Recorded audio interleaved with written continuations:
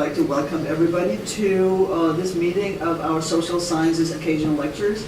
And it is the first time we've had a meeting in December instead of in November. And in case you would like to know about the season we're going into in the spring semester, we have flyers here by the door down at the bench. And we have flyers also for today's meeting. I'm Nina Rosenstand, and I chair the series, and I'm a professor of philosophy here at Mesa. And it is my great pleasure to introduce one of my colleagues who is today's speaker, and that is Professor of Geography at Mesa, Ken Berger. And the talk will relate to that fascinating board over there, which Dr. Berger will be talking about. And just a little bit about what it is that will be going on, because the title of today's talk is Philippines and World War II Guerrilla Money.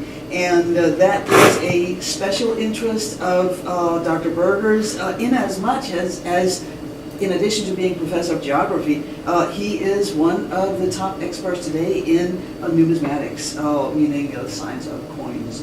And as far as I know, that would be the translation of that. So he has written a paper published called A World War II Currency in Cebu. Yeah.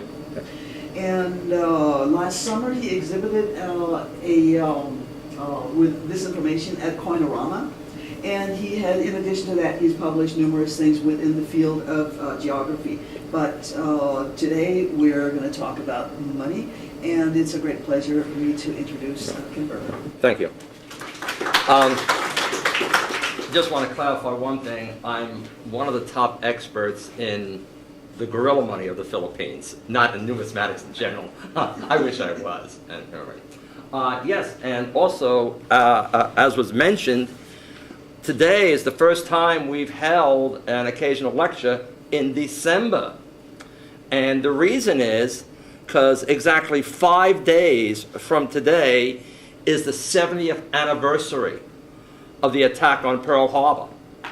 So I thought this would be a very appropriate talk to give as close as we could get to the 70th anniversary in that. So the topic of the talk is, basically World War II Philippine currency. Well, where is the Philippines? The Philippines is an archipelago, a bunch of islands, right? It consists of 7,107 islands located in the Western Pacific. We find it consists of three main divisions: Luzon, the northern island; the Visayas, which are in the center, consists of a bunch of islands; and the southern part, which is Mindanao and Sulu. During World War II, it had 49 provinces, 12 chartered cities, and also had over 1,000 municipalities and municipal districts. There were 10 military districts for national defense purposes, and 3 related designated guerrilla command areas. And I've listed them there: the 6th military district, the 7th military district, and the 10th military district. If you don't know where the Philippines are, and since I'm a geography teacher, I know many of our students do not know where the Philippines are. Here we can see, hopefully you can at least recognize Asia, Southeast Asia, and right here is the Philippines. This is Luzon here. This area here is the Visayas. This area here is Mindanao and Sulu. Okay, so there's your 3 areas: 1, 2, and 3. Or to give you a closer picture, here we can see it again. The main island of Luzon, the Visayas, which is the center part, and Mindanao and Sulu, okay, along with the major cities. So now hopefully at least you know where it is. Here I made up a chronology of what was going on in the Philippines during World War II. Well, we see on, notice I've listed the 8th of December 1941, because we always think it was the 7th of December, but after the war, when we captured the Japanese records, everything was based on the 8th of December because they were on the other side of the international date line.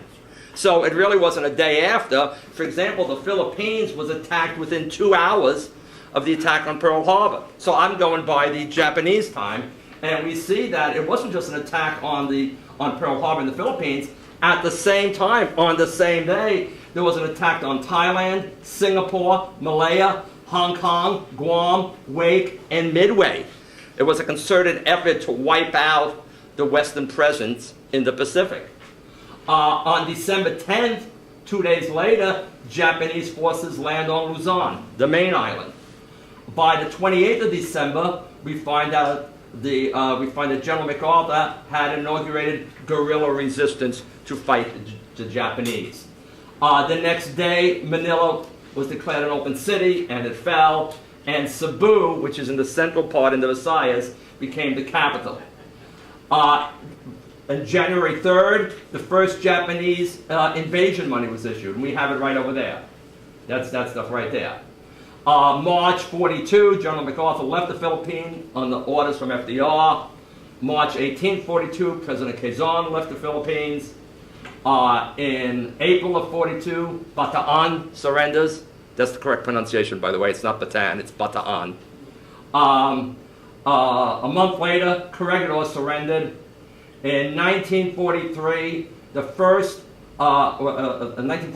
puppet First Philippine Republic is proclaimed. Puppet because it was, I call it puppet, and everybody else does, because it was only allowed because the Japanese allowed it.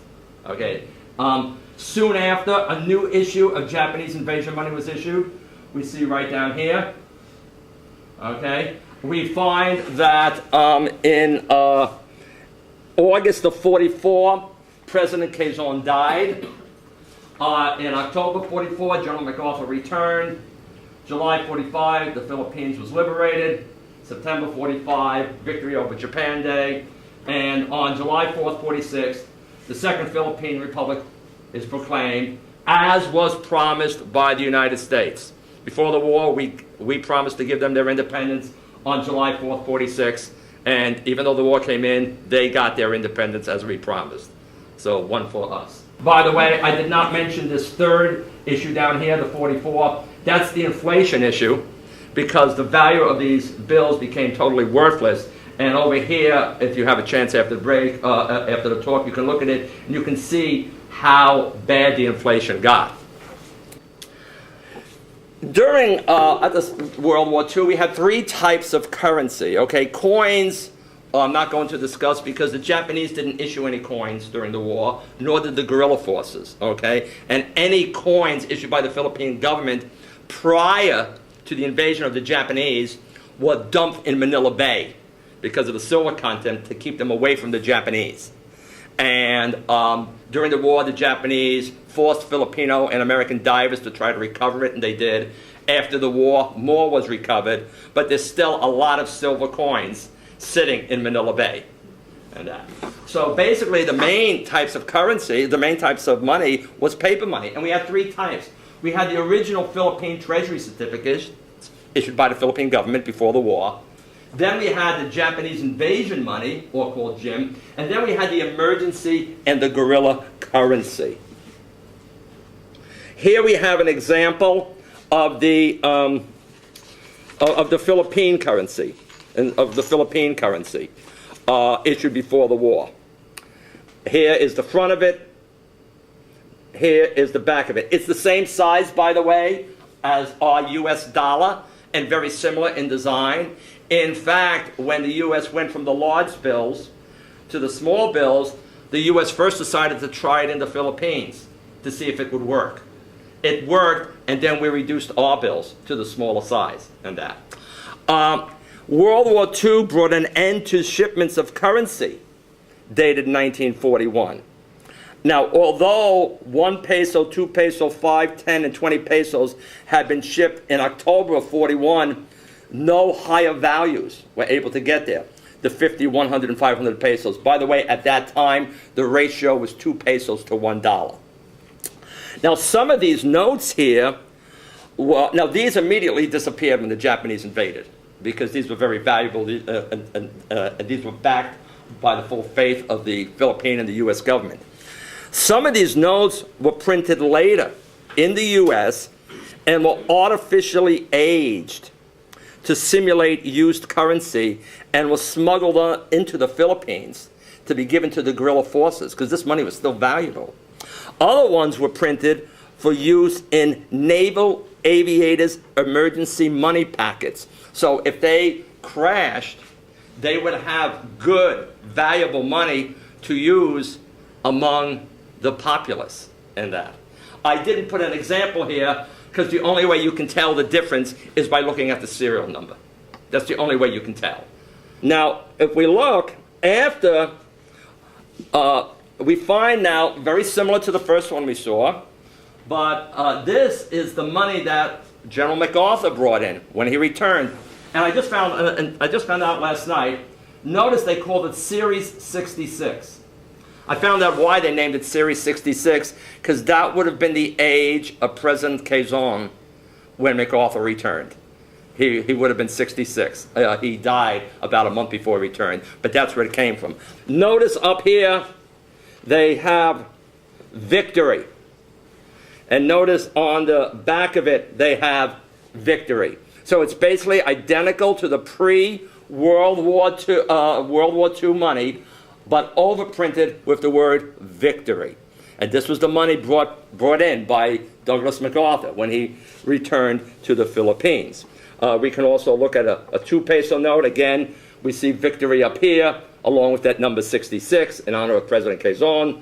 And again, we see it in the back. Now, as I mentioned, this money disappeared when the Japanese invaded. It was too valuable. So the Japanese started introducing their own money. The Japanese invasion money, or what we call the JIM.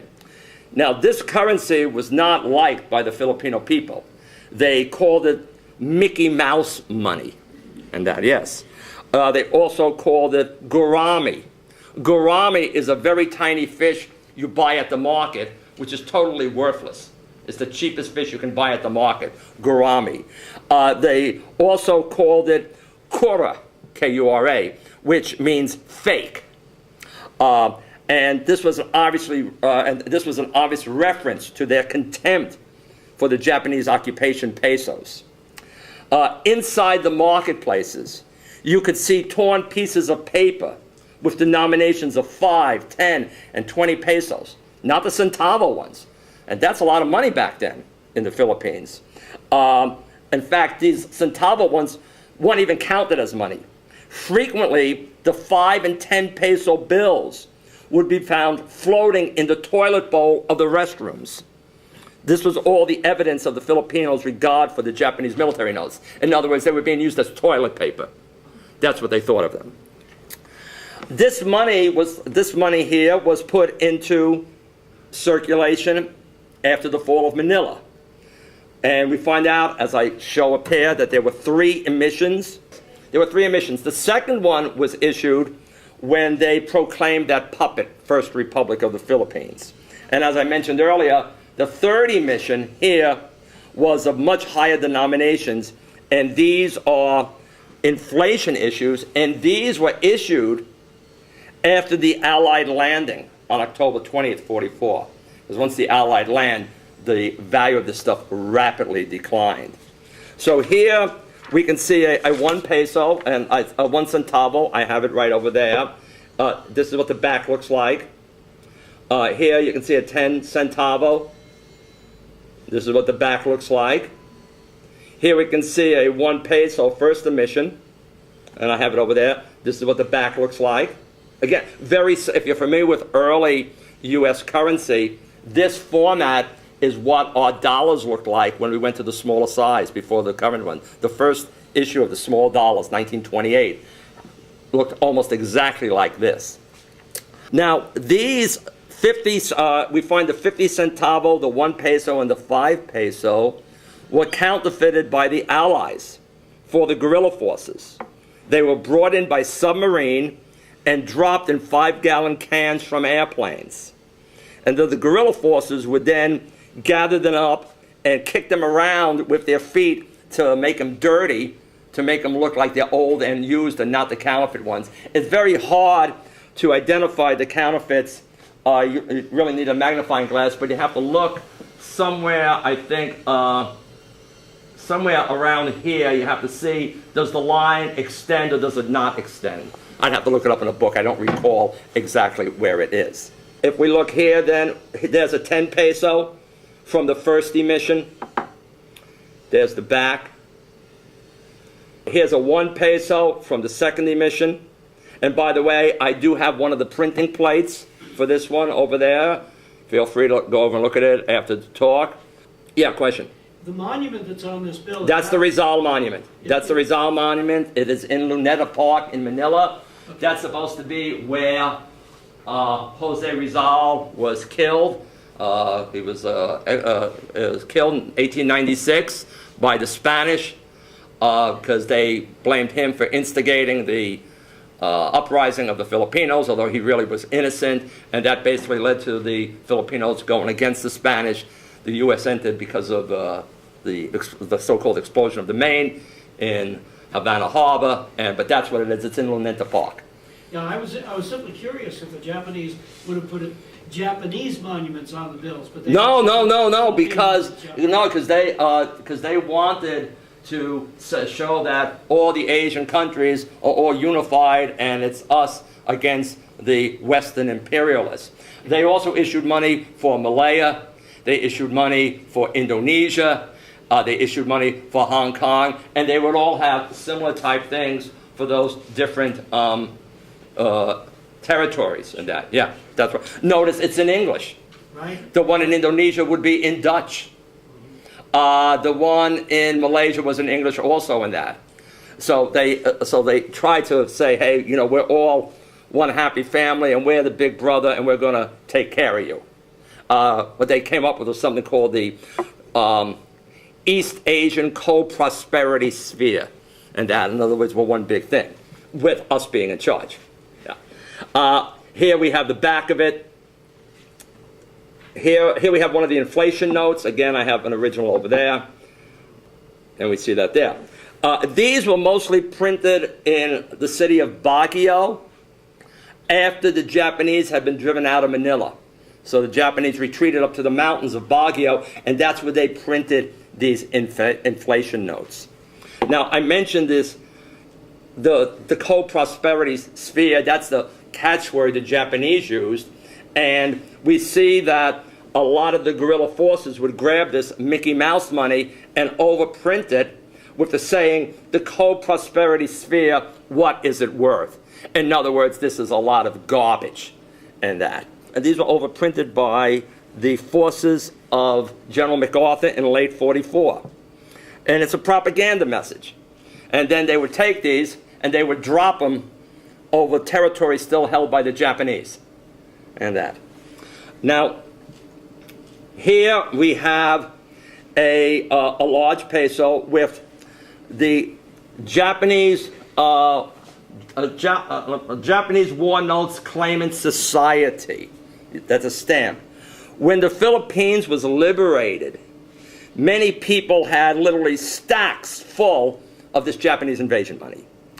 The holders of these notes hoped that the reparation arrangements would include redemption of the notes. A few years after the war's end, the Japanese War Notes Claimants Association of the Philippines was formed. Its purpose was to pressure the Philippines and the U.S. government to redeem or at least pay a fraction of the value of the Japanese invasion money. And the association would collect the notes from the holders, they would issue receipts for the amount due, and they would stamp them with various types of counterstamps. Nothing was accomplished, and the notes were never redeemed. Here we have an example of a Japanese War Note Claimants Association's Society's application, and a couple of interesting things here. Not only did they ask how much money, the damages, civilian casualties, commandeered goods and serious physical losses and injuries, or rape by Jap soldiers, and you would list all this, and they were trying to get reparations for all these things. And that. So this is the application which they would fill out. This was filled out by somebody named Francisco Bassus or something like that.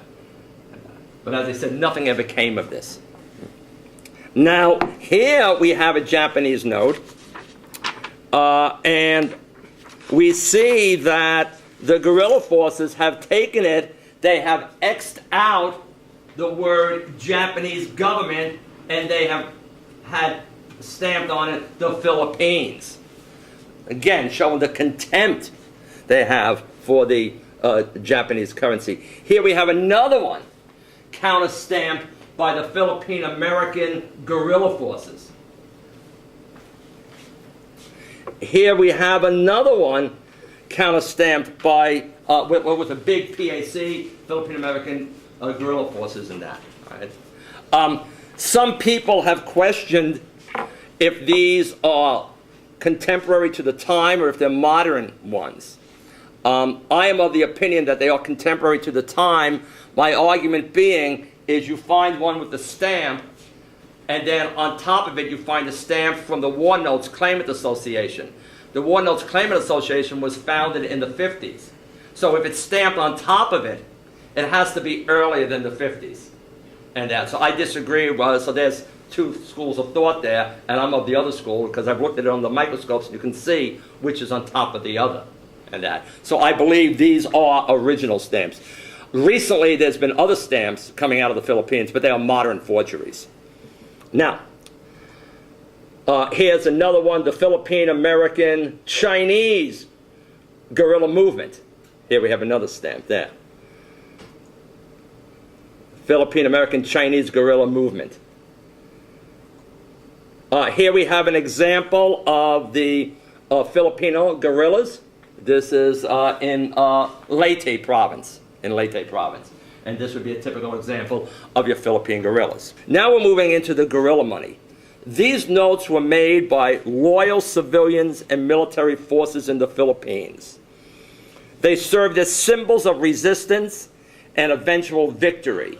As such, the Japanese tortured or killed many people caught with such notes in their possessions. Yet to refuse such notes could also be taken as a sign of collaboration with the Japanese. So the guerrillas would kill you. So if you were found by the guerrillas with Japanese money, you were considered a collaborator and they killed you. If you were found with guerrilla money and the Japanese found you, you were considered a guerrilla and they killed you. So you were damned if you did and you were damned if you didn't. Some of the notes were legally authorized by the Commonwealth government in exile or by General MacArthur's headquarters. Others were issued by local or civilian officials as a matter of necessity. The qualities of these notes varies from very good to very poor. Everything had to be improvised. The printing method. They used metal plates. They used wood plates. They used rubber plates made from old truck tires. They used typewriters. They used duplicating or mimeograph machines, etc. The ink had to be made.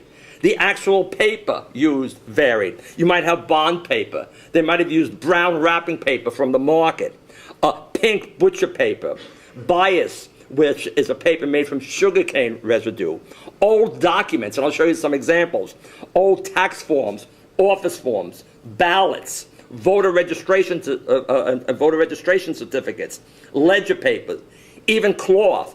And the size of the notes was purely by accident. However they did it.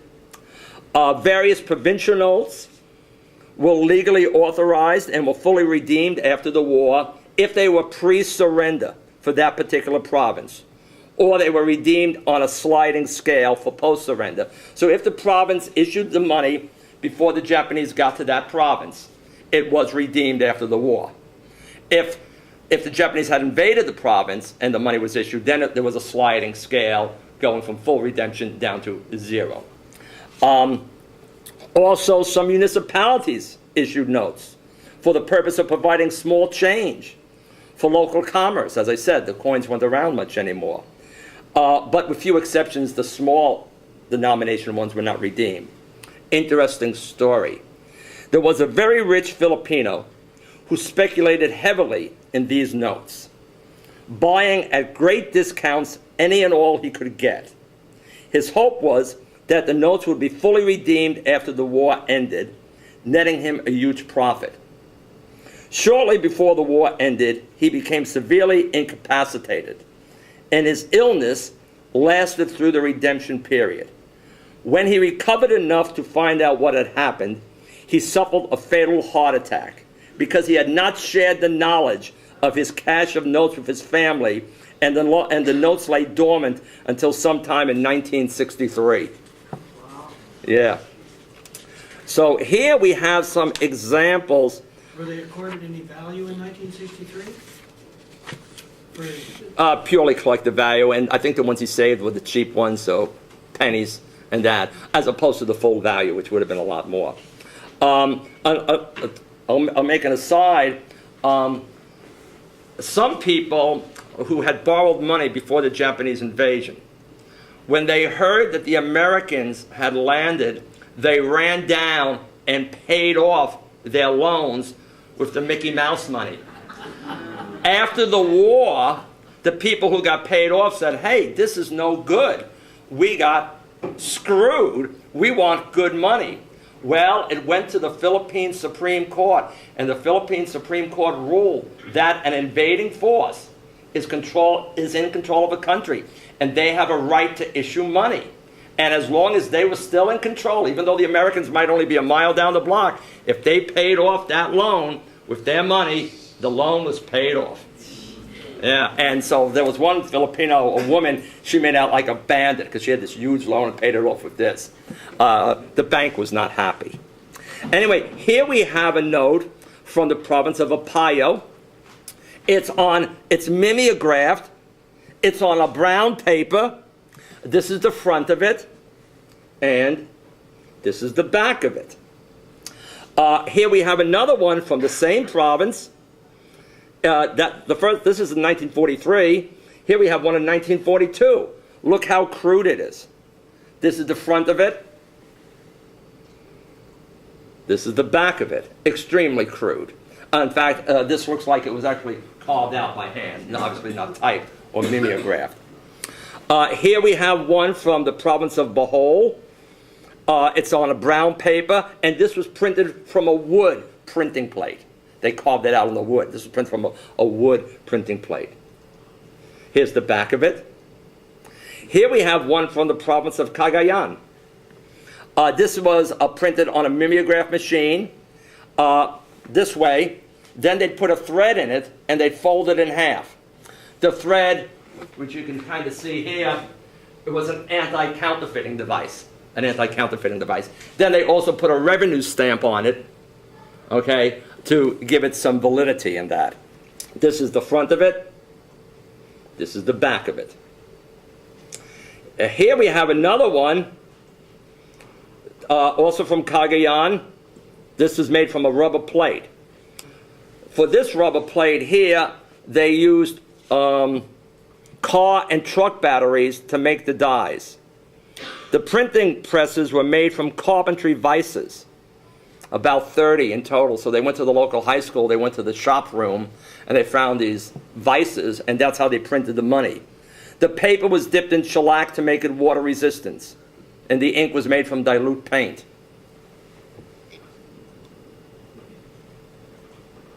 Now, this is a much better quality. In fact, I actually interviewed and got to be a good friend of the designer of this note. I actually met him, had dinner with his family and that. He has since deceased, obviously. Anyway, this is from Cebu. This is printed on regular metal printing plate on white paper. Now, interesting story. During the printing of Cebu's notes, the press ran out of ink.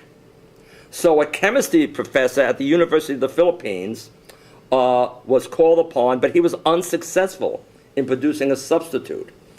The designer of this note, Julian Humalan, suggested using printers' refined tinting colors. However, since all the hardware stores were closed, the U.S. Army was called upon for assistance. So soldiers wielding axes opened 2 hardware stores and liberated the tinting colors, retarders, and fast dryers, so it could be printed. The Japanese forces, later on, now started approaching the city from the south. So the local currency board started destroying the notes by burning the unissued notes to prevent their capture. And the way they did it is the notes were piled 2 feet high by about 4 feet square behind the provincial capitol building. They were doused with gasoline and lit with a match. And the resulting blaze soon attracted a crowd of onlookers. The pile of money was burning fiercely, although some bundles on the end were only singed.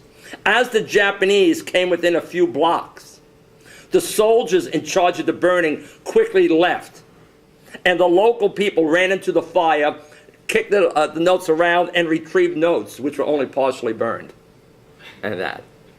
I know this for a fact because Julian Humalin, who designed it, was one of the people who was designated to have to watch the burning of it. And he told me what had happened. But here we have the front of the note. Here we have the back of the note. So you can see the difference in the quality in some of these notes. Here we have another note, and this is from the province of Iloilo. It's on light brown paper. It's printed with a metal plate. Here's the back of the note. Now here we have one. This was printed with a rubber plate. This is printed on pink butcher paper. So when you went to the butcher, they'd wrap up your meat in the paper. That's what this paper is. Pink butcher paper, 1943. There's the back of it. Here we have one from Leyte. Look what it's printed on. It's printed on ledger paper, like school book paper and that. The ink was made by taking a crude oil lamp, putting a hood over it, and trapping the soot. The soot was then mixed with glycerin, and the resultant mixture was used for printing money. So let's look at the back of it, and you can see. Here we have one. This is from Masbate. This is a stencil. And if you notice, this one, to make it official, you can see it just here. It has an embossed seal.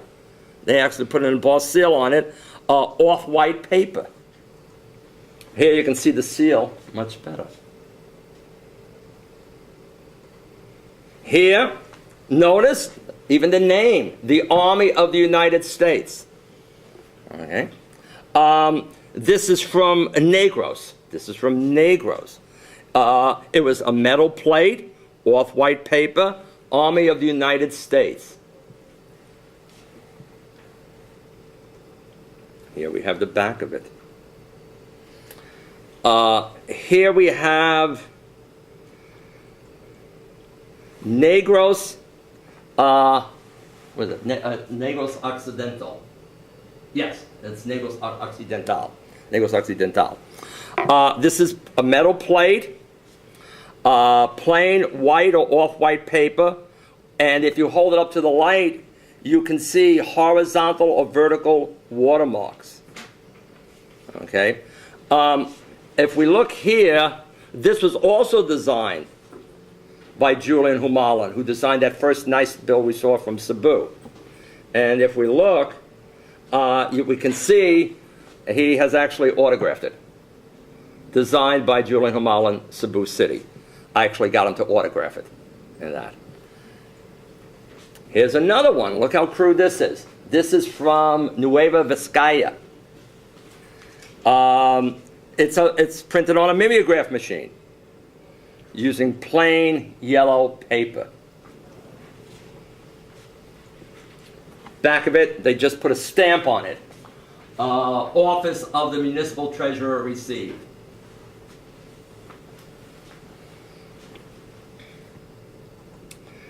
This is from Palawan.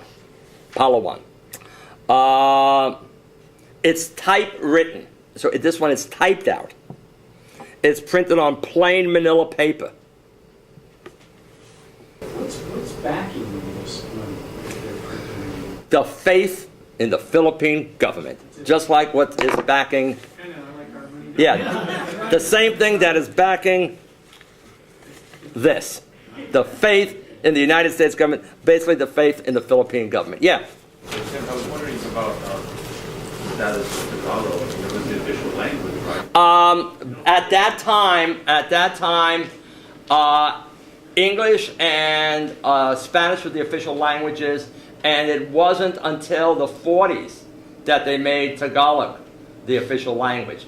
But Tagalog is only spoken in the Manila area. People from the other areas do not, that is not their native language. Like in the Visayas, the main language is Visayan, and you have different dialects of it. North of Manila, in northern Luzon, you have Ilocano. Down south, and you have different. So it's only spoken there. So at this time, many people in the Philippines would not know Tagalog. Nowadays, it is taught in the school along with English. So most Filipinos can speak English and Tagalog. Spanish has kind of gone by the wayside. But it's not the native language. For example, my wife, who is from the Philippines, she's trilingual.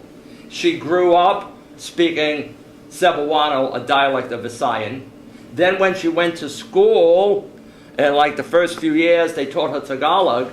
But then like starting around, I think, grade 4, you start learning English. So in fact, I've asked her, I said, what is better, your English or your Tagalog? And she says her English. And if you've met my wife, she's basically totally fluent in English in that. But her Tagalog is not that good. And in her native language, Cebuano, when she talks to her family, obviously it'll be in Cebuano. But if she had to have a high-level conversation, it's impossible. They don't do it. No, the current currency, it's written in Tagalog. Yes, the current currency. To try to show this unifying theme that the Philippines is all one happy family, which really, when they made Tagalog the official language, the other people were not happy at all. Not at all. And so the official language of the Philippines is really something called Filipino. It's not Tagalog, which is supposed to be a little bit of all the different languages spoken there. However, it's 95% Tagalog because it came out of Manila. And some people might call them dialects. They're not. They're totally different languages. The only thing they have in common is the structure of the grammar. For example, again, this is going off on a side point, but since you asked, to say I love you in Tagalog is mahal kita. To say it in Cebuano, it's gihigugma ko ikaw. Gihigugma ko ikaw. Not even close. But again, the way you put the verb, the object, the subject would be similar. That's all they have in common. Some of the languages there are almost 90% Spanish. Donde está tu país? That's Chapacano. Donde está tu? Where is your país home? And that. Okay, so here we have the front, and there we have the back. I have no idea who this person is. Blas B. Adept. This note came from me, Blas B. Adept. Many notes coming out of the Philippines have this written on it. I don't know who he is. Maybe it's that guy who had all that money and had the heart attack and died. But I don't know. I have many notes on it. I've seen many notes. And it's not just on these. It's on some other ones. I have no idea who he is. No idea. Here we have another one. This is from Samar. Okay, the town of it's from the town of Balangiga in the Philippines. And this is mimeograph. And if we look at the back of it, you see what it came from? Ballot paper. See? Ballot box electoral. Hanging Chad. A hanging Chad, that's right, a hanging Chad. Here we have another one. Okay. This is from Sama. This is also a municipal issue. Oh, sorry, the other one was from Sama. It wasn't from Palma. Look at this. What this is made from is this is a voting forms with the names of the people written in. So when they would go and sign in to vote. That's what that paper is made out of. Here we have another one, also from Samar, mimeograph. Look at this. This is inventory paper. This is inventory paper they used. Number of breadfruits. Number of sugar apples, of soursop, of jackfruit, number of fruits. And then it says, give location of this farm, and if it is located outside the barrio. They were so desperate for paper, they'd use almost anything. Here we have another one. Let's see, this one is, I think this is a tax ledger form. Yes, this is a tax ledger form. amount of tax receipt number, clerk, amount of tax receipt number, clerk. Right there, we even see the amount of tax was 3.15 pesos. And that, so they just cut them up and they just used them. This is a, this is an odd one. This is also from Samar. This is made out of cardboard. This is cardboard. It's kind of like the thickness of the old colonial money in the U.S. If you've ever seen real old colonial money, it's much thick. It's made like a very heavy parchment in that. But this is made out of cardboard. They put an embossed seal on it to make it official, and they also had them sign it. Here's another one. It's mimeographed. And all they wrote in the numbers. They wrote in the numbers there. Again, the back of it, very crude. Here we have another one. This is made up of white lined ballot paper. White lined ballot paper. So you can see the lines there. This was printed on a plate. And it was issued in booklet form. You can see over here where it's been pulled out of the booklet. Very nice. Bank of the Philippine Islands there. Pay to the bill, 1 peso. So they issued this in booklet form. And that. There's the back of it. This is a metal plate, off-white paper. Now, you asked about Tagalog. This is written in Tagalog and in English. This was issued by the Katipunan. The Katipunan was originally organized back in 1896 with the purpose of overthrowing the Spanish. It had a resurgence as a guerrilla group during World War II. And subsequent to World War II, an offshoot of that became the Hucks, who fought the Filipinos in the 1950s and that. But again, here, I forget what it says, but it says something like the brave sons of the loyal country or something like that. My Tagalog is not that good, not that it ever was, but it was better when I was living in the Philippines, not now. Here we can see it again. Notice what they call it's kind of like loose change.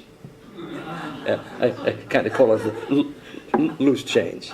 That way if someone wants some spare change, they got. That's right, they got a lot of it, exactly. Now, not only did the guerrillas issue money, paper money, but they also had their own postal service. And here we have one of the guerrilla stamps. Free Philippine Guerrilla Postal Service, 2 centavos, 1943. We also find that the guerrillas issued another type of stamp just in the province of Cebu. I'm waiting to see if I got one of them in an auction and that, because I don't have one of those. I want one of those and that. These though were printed in Brisbane, Australia, by the company of Simpson, Halligan and Company, and they were printed under the order of G2 Intelligence, General MacArthur's general headquarters. They were printed in panes of 25 stamps, and they were delivered to the Philippines by submarine. The earliest reported postmark is November 29th, 1943, and that. I actually saw for sale recently on eBay an uncut sheet of these. They were asking $4,000. It did not sell. Here we can see printing plates for the, I didn't bring the 5. I brought the 1. This is for the Mickey Mouse money or the Japanese invasion money.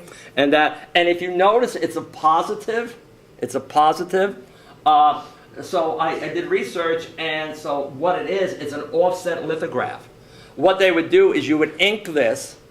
That would then go onto a soft rubber plate, and then, which now gives you a negative. And then the soft rubber plate would then go onto the paper, which would then give you a positive. And the reason for the soft rubber plate is it bends. It bends real nice and that.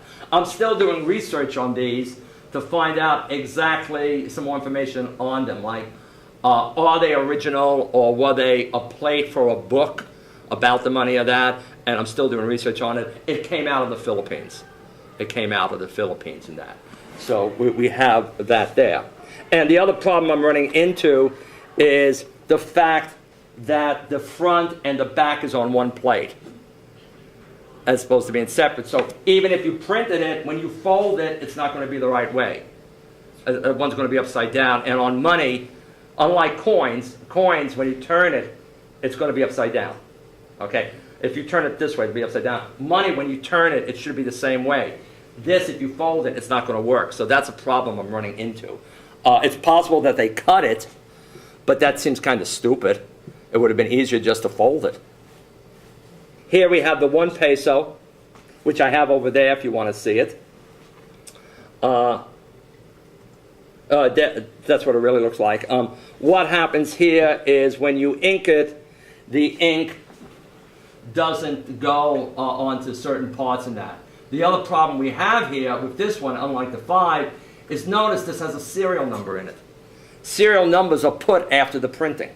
They're not, otherwise you'd have to make a plate for each one. So I still have been unable to figure out exactly what this plate is.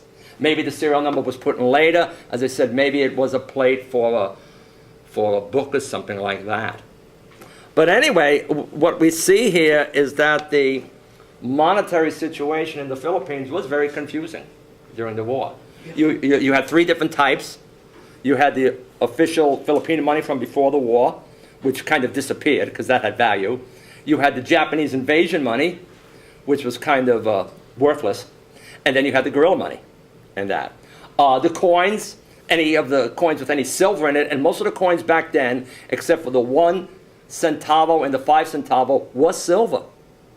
Okay, so the 10 centavo, the 20, the 50, the 1 peso, they were all silver, and they were dumped in Manila Bay to prevent the Japanese from getting it. So that's why a lot of the notes you saw were small denominations. What I showed you is just a fraction of the guerrilla money available. I am nowhere even near having a complete collection. In fact, I only collect 1 and 2 peso notes, because the book over here, you'll have to follow me. This book over here basically lists all of them. And there's just pages and pages and pages of notes in here.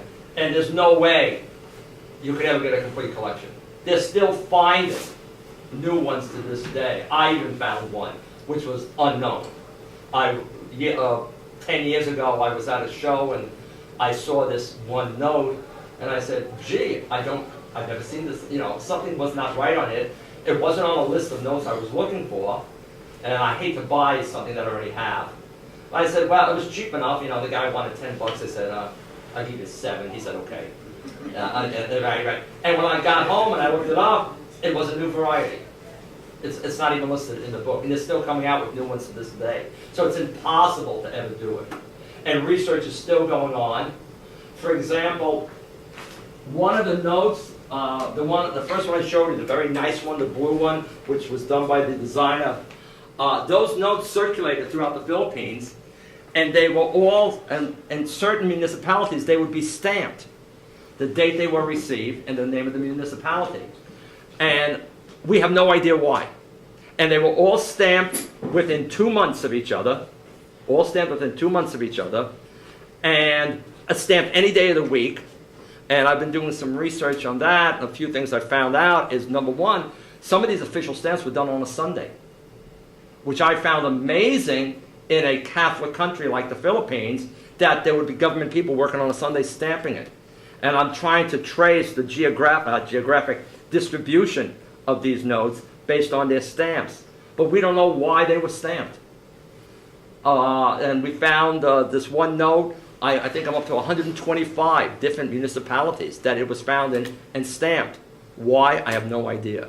But anyway, are there questions? Yeah, sure.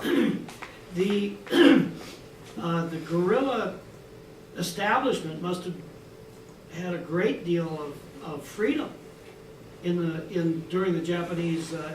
Freedom in what respect? freedom to print money, to use money. Well, some of them, some of it And to was, transact business with people. right. Some of the money was officially allowed under General MacArthur, but basically they needed money. Well, of course, Yeah. but I mean, why didn't, they didn't want to use Japanese money. Right. Just because they hated the Japanese. That's right. That's good. But the Japanese evidently just didn't have control of. Oh no. parts of the island. Oh yes. That's Yeah. what I mean. Yeah. Up in the mountains, and that is where the guerrilla forces operated. And they definitely never had control of that. In fact, the guerrilla forces were a major help to the Americans when they returned. And that the person who designed that one note I mentioned, he actually joined the guerrilla forces. The reason he was the designer is when the cable came down from Manila that each province now has to issue their own money because we can't do it. The capital's been conquered. He was an artist who had an art studio in town. All the other artists had already fled the city. So he was the only one around. So that's why they had him design the notes and that. And eventually, when the Japanese did invade, he joined the guerrilla forces. He was a lieutenant in the guerrilla forces, I think, in charge of communications and that. Some interesting things I learned from interviewing him, which were unknown in the main books, is in the book it says that a lot of the provinces, their notes looked similar. And they had assumed that it was because the government was trying to show a unity, that we're all the same. And that was believed up until the early 90s, when I found out, based upon interviewing, that was not the case. The reason the notes were similar is after this person designed one note, other provinces saw it and said, that's so great, we'd like you to design too. And all of a sudden, all these delegations were coming to him saying, design a note, design a note, design a note. And he said, all I had time to do was change the name and the signatures of the people. There was never any plan to make it unified to show that, we are still in charge of the Philippines. He goes, I just didn't have the time. He said, I really wanted to come up with fancy designs, but, they just kept coming to me and coming to me and coming to me. Another interesting thing is when the cable came down, they sent an armed guard to Professor Humalin at his art studio. And they brought him to the place, and they had all the big shots there. And they asked him, have you ever designed any money? And he goes, no, he goes, definitely not. I'm not a counterfeiter. I never designed. No. But they wanted to know, had he ever designed money, because they wanted him to design the money. But he thought they were calling him down because he was a counterfeiter. And he got all worried and everything and that. Yeah. Did they hire him to Oh yeah. money for Japanese? Yeah. Well, I showed you some of the money he designed. I showed you stuff he signed. Now, the interesting thing, he never got paid for his work. He never got paid. After the war, he applied to get paid by the government, and they said, sorry, it was a pre-war obligation. We're not responsible for paying it. And although he was not bitter about it, he never got 1 cent for all the money he designed. Yeah. Other questions? He got some loose money. Yeah, really. He ended up losing money. Sure. And the man became very famous as a what's it called? The person who studies butterflies. Entomologist? No, an entomologist is I bug. don't know the word. Leptophilus, and he became very famous for that. Actually, he started a whole butterfly garden. It's still there, and that became quite well known. And this was just one tiny part of his life that was unknown until I ended up running into him due to miscellaneous ways, and ended up bringing him back to the forefront. And that, yeah. Other questions? There must have been Yeah. supply lines between these different guerrilla. No. I mean, because they were communicating with one another. No. Basically, they operated independent of each other. Yeah, no. They operated independent of each other. There was very little communication between them. And that, if there had been, why would you have all this different guerrilla money printed? No, but some of them were led by Filipinos. Some of them were led by Americans who basically refused to surrender and that. But no, there really wasn't that much coordinated There wasn't really that much coordination. Each guerrilla force had their own area they were in charge with, and they would hassle the Japanese as much as they could. But there was no planned overall thing, no. And that. Other questions? Yes, question. What about counterfeiting? There must have been some people trying to get away with making their own money. Believe it or not, the only major counterfeiting was of the Mickey Mouse money, and it was done by the Americans to go and weaken the economy. There really wasn't much counterfeiting. I spoke to Professor Humalin, and he said he only found throughout the whole time one counterfeit note, which was very crudely made. But no, there's very few, surprisingly there's very, and it seems like these would be easy to counterfeit, but no, very few. As I said, only those were counterfeited by the Americans and to try to weaken the economy of that. And as I said, it's very hard to identify the counterfeit. I mean, you've got to know where you're looking, you've got to get a magnifying glass and see, is it like 2 little lines and they're tiny, or 3 little lines, something like that. But no, that's an interesting question. There really wasn't much counterfeiting. Maybe it was a nicer time back in the 40s than it is today. People had a unified goal of getting their freedom in that. Maybe that's why. People are much more cynical today, and we're all out for ourselves. Back then it was much more unified, and they were all in the same situation and that. Also Yeah. a Catholic country. Back then being a Catholic country meant something, although the southern Philippines is Muslim. The southern Philippines is Muslim. But yeah, a Catholic country, so maybe that meant something too in that. And they also had a lot of respect for the Americans. They considered themselves Americans. It's kind of interesting, back then the Philippines had the same status as Puerto Rico has today. It's a commonwealth. Yet Puerto Ricans are American citizens, Filipinos never were. Yeah, and that. And after the war, when they got their independence, we basically cut them loose and said, that's it. So during the war, all the Philippine scouts or the Filipino army was absorbed into the U.S. Army. And and then after the war, they said, well, that's it, you're an independent country, too bad. So a lot of them never got veterans benefits. And it's only in the past few years that they've gotten some veterans benefits, because they were basically a U.S. possession fighting with the Americans. And here you'd find the Americans getting big bucks and the Filipinos getting nothing. And they've been fighting for that, and only recently have they started getting it. And the law that was passed said, okay, we'll give it to the veterans, but once the veterans die, it doesn't go to the spouse, which is different from the way it is here. A lot of counterfeit stuff has come out, and I'll give you a quick example. There's a certain group of notes that are extremely rare, the most expensive. And all of a sudden, a few years ago, they started coming out of the Philippines in pristine condition. And I said, this is impossible. There's no way, if you're familiar with the tropics, that a piece of paper would last for 65 years in the tropics and look like it was just printed. And this stuff was coming out and being sold to unsuspecting people. And unfortunately, it's now entered into the market. And it's getting harder to check the provenance. For a number of years ago, I was at a show, and I saw a dealer who had one of these notes, and he was asking like $250 for it. And I said, where did you get this note? He said, I got it out of the Philippines. I said, when did you get this note? He goes, I bought it within the past few months. I said, it's counterfeit. And he became very indignant in that. Of course, he spent a lot of money on it. He doesn't want to know. But I've known a number of people who have just stopped even buying the stuff because the counterfeits are just coming all over the place. I have actually found a number of eBay sellers who would sell the stuff for about a year, then stop selling, disappear, then relog on under a new name and start selling it again. And I contacted major organizations in the Philippines. They said, yes, we know exactly who you're talking about. Exactly who you're talking about. And counterfeiting is a much bigger problem now, especially on the rarer ones. And the ones that are easy to make, the ones that are typed or mimeographed.